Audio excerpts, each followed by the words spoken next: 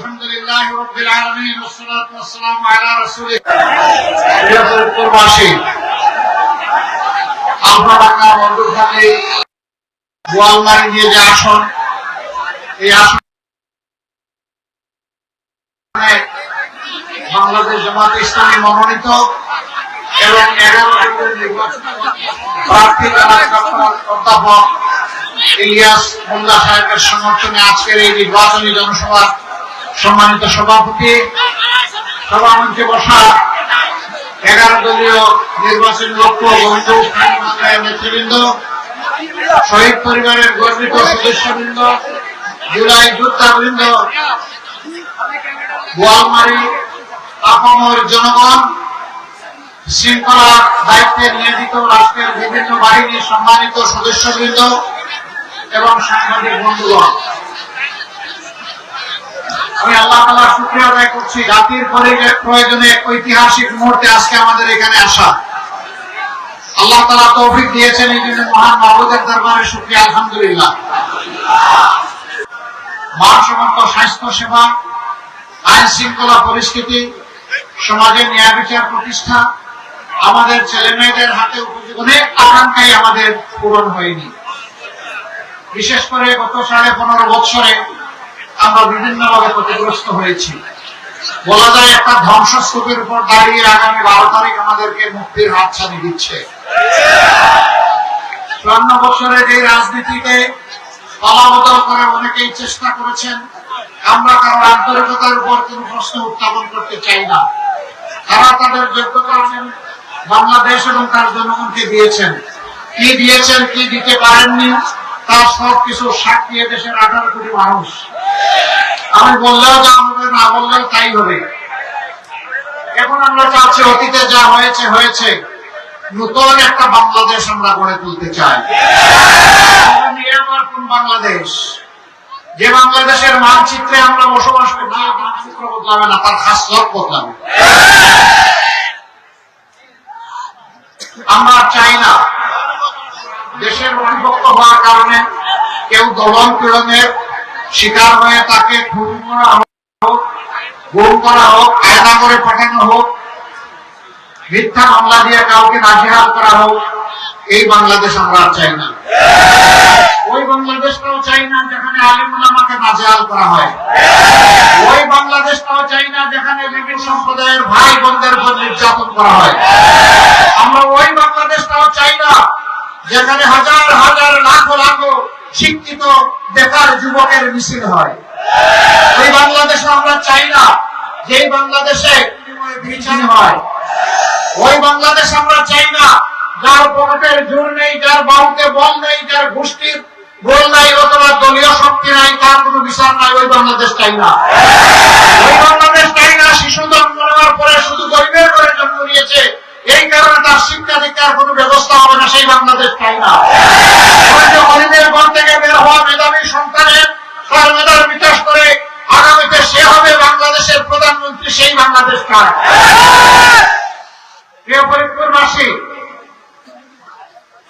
আমরা ওই বাংলাদেশটাও চাই না যারা রাজনীতি করতে গিয়ে জনগণের সম্পদের আমানতদারি রক্ষা করতে পারেন না, বরঞ্চ দেশের সম্পদ বিদেশে পাচার করে নিজেদের জন্য বেগম পাড়া তৈরি করেন, সিলেক্ট করেন। সেই বাংলাদেশও চাই না। ওই বাংলাদেশটাও চাই না যেই বাংলাদেশ ৫ বছর পরেও শীতে হাসিটা করে মাথা উঁচু করে দাঁড়াতে পারে না বিশ্বের দরবারে। মাথা উঁচু করে দাঁড়ানো একটা বাংলাদেশ চাই। ওই বাংলাদেশ চাই যেই বাংলাদেশে আমার মায়ের সম্পদ, ইজ্জত এবং জীবনের উপর আর কেউ কোনো হামলা করার দুঃসাহস দেখাবে না। ওই বাংলাদেশটা আমরা চাই যেখানে রাষ্ট্রের সমস্ত কর্মকর্তা কর্মচারী জনগণের জন্য নিবেদিত প্রাণ হয়ে কাজ করবেন, কোন জালিমের কোন প্রেসার বা চাপের তোয়াক্কা করবেন না। আমরা সেই বাংলাদেশটা চাই যেই বাংলাদেশে ন্যায় বিচারের মাধ্যমে কায়েম হবে, যেখানে সাধারণ একজন মানুষ নির্দিষ্ট কোনো অপরাধ করবে বিচারের অভাবে দেশের প্রধানমন্ত্রী কিংবা প্রেসিডেন্ট হয়ে তিনি যদি একই অপরাধ করেন তাকেও এদেশের আইন ছাড় দিয়ে কথা বলবে না।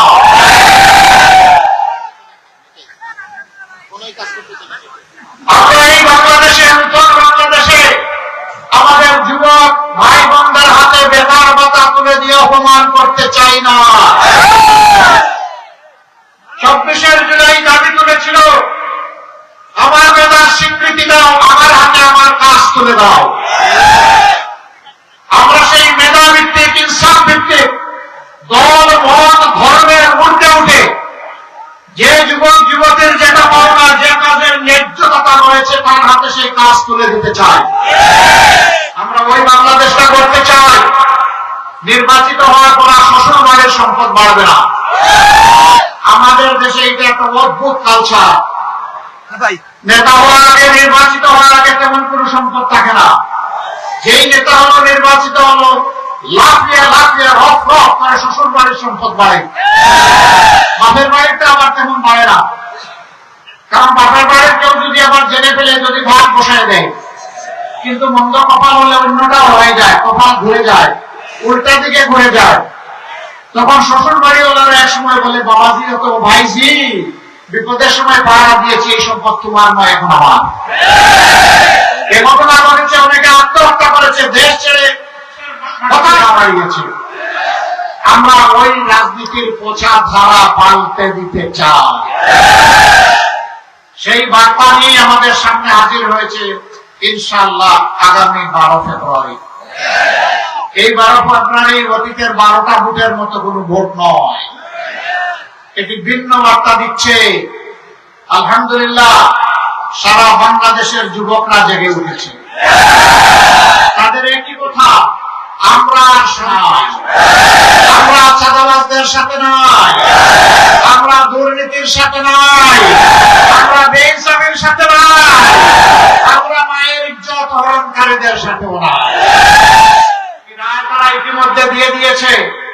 বাংলাদেশের সর্ববৃহৎ এবং প্রসিদ্ধ 5টি বিশ্ববিদ্যালয় ছাত্র সংসদ নির্বাচনের মাধ্যমে জানিয়ে দিয়েছে কি চায়, তারা জানিয়ে দিয়েছে। এবার মা বোনেরা জেগে উঠেছে, তাদের ইজ্জতকে সংরক্ষণ করার যুদ্ধে লড়াইয়ে তারা অবতীর্ণ হয়েছে। আমরা তাদেরকে মোবারকবাদ জানাই। আমরা আজীবনের জন্য তাদের কাছে কৃতজ্ঞ, কারণ বুকের দুধ, মূল্যবান পবিত্র দুধ খেয়ে বড় হয়েছি, মায়ের বুকের বিছানায় লালিত পালিত হয়েছে। মাই তো আদরের যত্নে আজকে আমাদেরকে মানুষ করেছেন। মা, তোমার এই ঋণ কখনো পরিশোধ করতে পারবো না, কোন সন্তানের এই শক্তি না, কিন্তু আমার মায়ের ইজ্জতের উপর যে হাত দিবে আমি জ্বলে উঠবো, জীবন দিব, মায়ের ইজ্জত কাউকে কেড়ে নিতে দিব। সম্মানিত ভাই ও বন্ধুগণ, মহেন্দ্রক্ষণ 12 তারিখ বসাতে হবে। আসমান কিংবা জমিন থেকে, আসমান থেকে চিল নামতে পারে, কালো চিল, ছুমেরে ভোট নিয়ে নেওয়ার জন্য। জমিন থেকেও শুরু হয়ে যেতে পারে কোন ধরনের অপতৎপরতা। মহান আল্লাহ তাআলার দরবারে আশ্রয় চাই এই 2 কসমসা থেকে। আল্লাহ আমাদেরকে রক্ষা করুন। যুবকরা ঘুমিয়ে পড়েছ,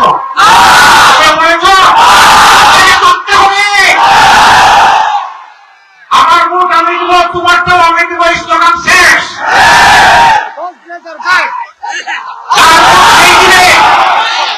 এই ভোটের পর কেউ যদি হাত পায়, কালো চিল হয়ে এসে ডানা ঘুরে ফেলতে হবে, রুখে দিতে হবে।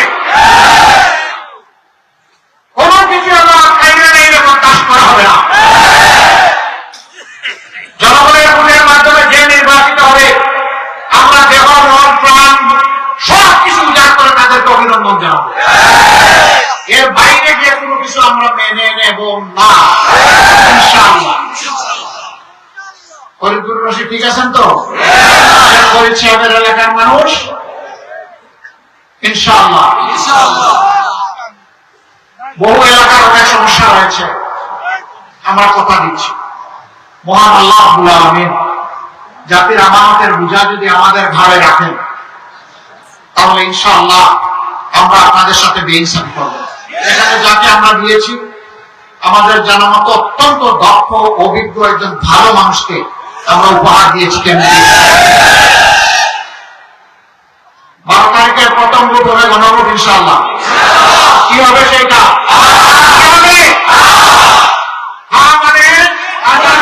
আজাদি না গুলামি, আজাদি না গুলামি। ইনশাআল্লাহ প্রথম ভোট হা, ইনশাআল্লাহ সারা দেশবাসী হাতেই বিজয়ী করবে ইনশাআল্লাহ। তাহলে ওই নতুন বাংলাদেশের জন্ম হবে হা ভোটের মধ্য দিয়ে। সেই নতুন বাংলাদেশ চালানোর জন্য ইনসাফ ভিত্তিক একটা রাষ্ট্র কাঠামো আমাদের লাগবে। আমি আজকে বার্তা দিতে এসেছি, আমি জামাতে ইসলামের বিজয় চাই না, আমি 18 কোটি মানুষের বিজয় চাই। আমি কোন দলের সরকার চাই না, কোন পরিবারতান্ত্রিক সরকার চাই না, কোন গোষ্ঠীতান্ত্রিক সরকার। আমি চাই জনগণের সরকার। আমি চাই ঐক্যবদ্ধ বাংলাদেশ। আমার ধর্মের বর্ণে জাতিকে বিভক্ত করার সুযোগ আমরা কাউকে দিব না। এ বাংলাদেশকে সকল ধর্মের বর্ণের মানুষ নিয়ে ফুলের বাগানের মতো ইনশাআল্লাহ আমরা সাজাবো। 5 আগস্টের পরে আপনারা দেখেছেন আমরা যেমন মসজিদ পাহারা দিয়েছি, তেমনি মঠ পাহারা দিয়েছি, তেমন চার্চও আমরা পাহারা দিয়েছি। কারণ ধর্মীয় প্রতিষ্ঠানগুলো স্ব ধর্মের কাছে অত্যন্ত গুরুত্বপূর্ণ এবং পবিত্র। এ নিয়ে কেউ বাড়াবাড়ি করুক আমরা মোটেই পছন্দ করি না। 5 তারিখের পর থেকে যেভাবে আমরা পাশে ছিলাম, আমরা আল্লাহর উপর ভরসা করে বলতে চাই আগামীর বাংলাদেশ আমরা সবাই মিলে বিকল্প করতে দেব। স্ব ধর্মের লোকেরা তাদের মনের মাধুরী মিশিয়ে তারা তাদের ধর্মীয় কাজ করবে। সেখানে অন্য কেউ বাধা দেওয়ার দুঃসাহস দেখাতে পারবে। আর আমাদের মাইনরিটি যে ভাই বোন বলা হয়, তাদের সম্পদের দিকে কেউ লাল চোখ দিয়ে তাকাতে পারবে না। রাষ্ট্রটা চোখ খুলে ফেলবে। তোমার কোনো অধিকার নেই কোন নিরীহ মানুষের দিকে বন্ধ চোখ আমার সম্পদের থামানো সভা কাউকে দেশ থেকে তাড়িয়ে দেওয়ার কোন অধিকারের কারণে রাষ্ট্র এর সংবিধান আমাকে যে অধিকার দিয়েছে, প্রত্যেকটি হিন্দু বৌদ্ধ খ্রিস্টান ভাই বোনকে সমান অধিকার দিয়েছে। আমরা এতে কোনো কম্প্রোমাইজ করতে পারবো না, তাদের ব্যাপার। আমরা সেই সামনের বাংলাদেশ চাই।